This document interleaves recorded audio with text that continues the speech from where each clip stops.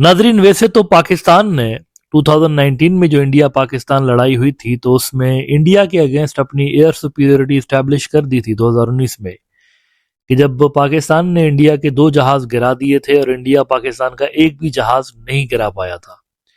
तो air superiority तो पाकिस्तान ने उस वक्त ही अचीव कर ली थी इंडिया के अगेंस्ट, लेकिन उसके बाद इंडिया के जो पॉलिटिशियंस हैं इंक्लूडिंग नरेंद्र मोदी साहब, वो ये कहते रह गए कि जी अगर हमारे पास राफेल होता तो मामलात कुछ बेहतर होते। देश ने राफेल की कमी महसूस की इस युद्ध के दौरान। ये नरेंद्र मोदी का जुमला है कि देश ने राफेल की कमी महसूस की। असल में हो ये रहा था कि इंडियन अपोजिशन राफेल की डील के ऊपर क्वेश्चंस रेज कर रहे थे कि इसमें बहुत ज्यादा माल खाया गया, पैसा खाया गया। राफेल की इतनी ज्यादा कीमत नहीं है, बाकी मुल्कों ने भी लिए हुए हैं, लेकिन हमने ज्यादा महंगा, बहुत ज्यादा महंगा राफेल लिया हुआ है, तो ऐसा क्यों है। तो इस पे जब वो सवालात रेज कर रहे थे और यहाँ से पाकिस्तान ने इंडियन एयरफोर्स को फड़का दिया, तो नरेंद्र मोदी साहब ये कहते हुए नजर आए कई मौकों पे कि राफेल होता तो कुछ हालत बेहतर होती। तो पाकिस्तान ने वैसे तो 2019 में ही अपनी एयर सुपीरियरिटी स्टेब्लिश कर दी थी, लेकिन उसके बाद जब राफेल इंडियन एयरफोर्स के अंदर आ गए तो एक मरतबा फिर से इंडिया ने ये क्लेम करना शुरू किया कि उनको एज हासिल है पाकिस्तान के ऊपर बिकॉज ऑफ राफेल।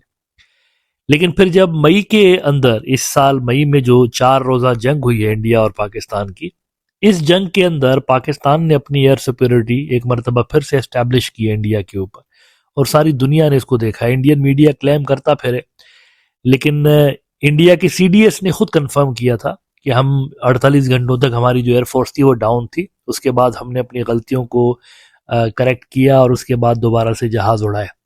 लेकिन जब आप 48 घंटों तक डाउन है 2 दिनों तक, तो इसका साफ मतलब यह है कि basically you lost it.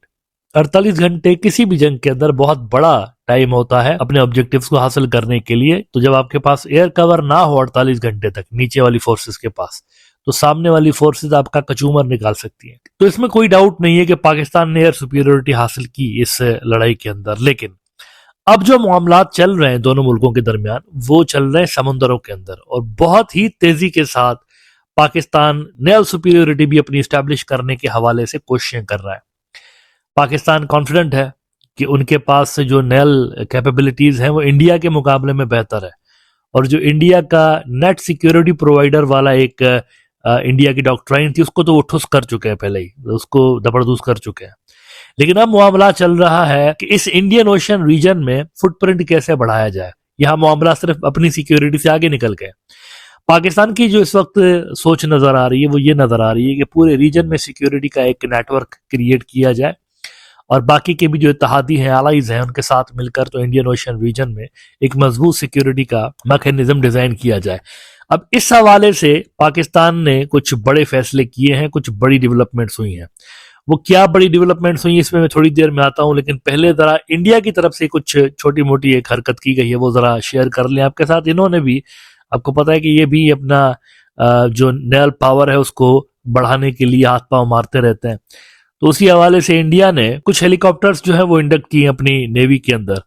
India today ने रिपोर्ट किया है कि navy commissions second MH-60R squadron INAS 335 captain Bisht calls it first hunters of fleet. तो ये इंडिया ने कुछ अपने हेलीकॉप्टर वगैरह जो है वो यहाँ पर नेवी के अंदर इंडक्ट किए हुए। लेकिन बहरहाल ये कोई इतनी बड़ी डेवलपमेंट नहीं है। असल जो काम की बात है वो ये है कि पाकिस्तान ने 2015 में चाइना के साथ एक बहुत बड़ा मुआहदा किया था। ये जो तस्वीर आप अपनी स्क्रीन पर देख रहे हैं, ये तस्वीर चाइना की हंगुर क्लास सबमरीन की है। अब पाकिस्तान ने 2015 में क्या मुआहदा किया था? पाकिस्तान में 2015 में मल्टी बिलियन डॉलर का मुआहदा चाइना के साथ किया था कि जिसके तहत पाकिस्तान ने 8 हंगुर क्लास जो सबमरीन्स हैं वो चाइना से बनवानी थी। ये $5 बिलियन का एक मुआहदा था, और बड़ा ही सिग्निफिकेंट लेवल का ये मुआहदा था। ये पाकिस्तान की उस वक्त हिस्ट्री की सबसे बड़ी, नेवी की हिस्ट्री की सबसे बड़ी डिफेंस प्रोक्यूरमेंट थी ये वाली।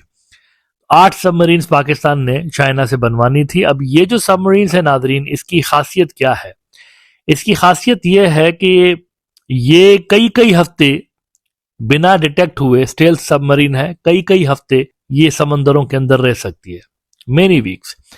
यानी होता ये है कि सबमरीन्स जो होती है ना, उनके अंदर एक, मतलब ये होती तो चले समुद्र के अंदर है, लेकिन सबमरीन्स को भी ठीक तरीके से ऑपरेट करने के लिए टाइम टू टाइम सरफेस पे आना होता है, और एक तरह से यूं समझिए, आसान भाषा में आपको समझाऊं तो सांस लेनी पड़ती है इनको, फ्रेश ऑक्सीजन जो है वो भी इनको अपने अंदर शामिल करनी होती है। लेकिन ये जो हंगुर क्लास की सबमरीन पाकिस्तान इंडक्ट कर रहा है अपनी नेवी के अंदर, 8 वो भी, तो ये कई हफ्तों तक रह सकती है समंदरों के अंदर, समंदरों की गहराई में, बिना डिटेक्ट हुए। इसको इंडिया का कोई भी रडार डिटेक्ट नहीं कर सकता। तो ये पाकिस्तान ने एक मुआहदा किया था। अब इस मुआहदे की सिग्निफिकेंस ये है कि 8 सबमरीन्स में से 4 जो थी वो चाइना के अंदर बननी थी, और बाकी की 4 जो हैं वो पाकिस्तान के अंदर बननी थी। और ये जो मुआहदा था, इसमें ये शामिल था कि पाकिस्तान को चाइना टेक्नोलॉजी ट्रांसफर करेगा। This is a very significant actually contract के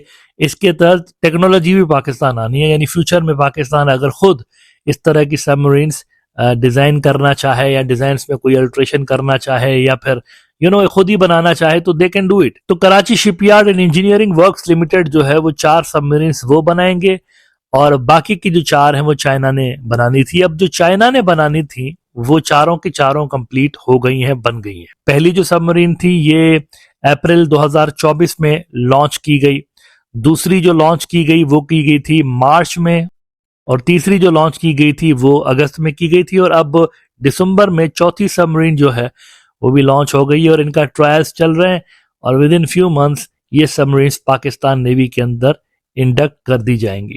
द न्यूज वीक ने रिपोर्ट किया है, all 4 China built Hangul class submarines now in trials for Pakistan Navy.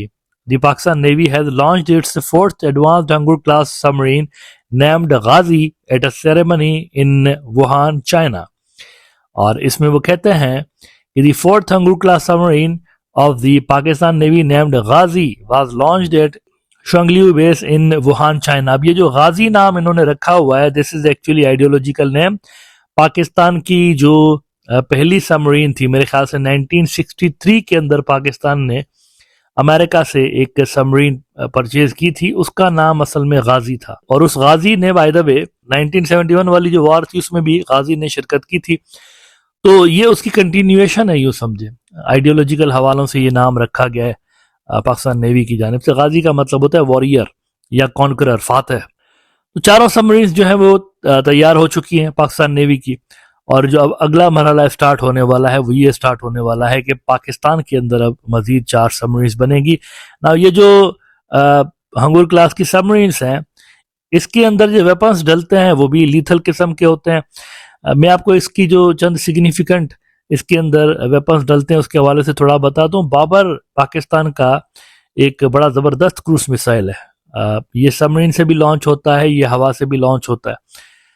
तो इन सबमरीन्स के अंदर बाबर क्रूज मिसाइल जो पाकिस्तान का है वो इक्विप्ड होगा, ये इसके अंदर इंटीग्रेटेड होगा, और इससे बाबर क्रूज मिसाइल की जो रेंज है दैट इज 450 किलोमीटर। तो ये 450 किलोमीटर तक क्यों समझे कि इस सबमरीन की वजह से पाकिस्तान की जो नेवी की जो ऑपरेशनल डोमेन है वो 450 किलोमीटर बढ़ गई है। 450 किलोमीटर से ये इंडियन नेवी को इंगेज कर सकते हैं, ये इनके अंदर एक कैपेबिलिटी आ चुकी है। वैसे इस सबमरीन की अपनी जो रेंज है इसके बारे में बता दूं आपको, 8000 नॉटिकल माइल्स है इसकी खुद की जो रेंज है, दैट इज 8000 नॉटिकल माइल, और ये तकरीबन 45 जो पर्सनल हैं उनको कैरी कर सकती है। लिहाजा इससे सबमरीन का पाकिस्तान की नेवी के अंदर इंडक्ट होना यकीनन एक बहुत बड़ा बूस्ट है पाकिस्तान की नेवी के लिए। और वो जो एक डॉक्ट्राइन है पाकिस्तान के अंदर के Indian ocean is not India's ocean, तो ये वाली जो एक डेवलपमेंट हुई है 8 में से 4 सबमरीन्स के पाकिस्तान को मिलने की, ये भी उस डॉक्ट्राइन की तरफ एक और कदम है कि जिसमें पाकिस्तान इंडिया के मुकाबले में एक सुपीरियर फोर्स के तौर पर अपने आप को स्टैब्लिश करता हुआ नजर आता है।